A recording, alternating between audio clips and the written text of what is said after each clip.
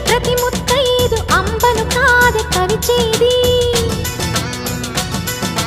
తన మదిలోని కలకలనన్ని అమ్మలకేగ తెలిపేది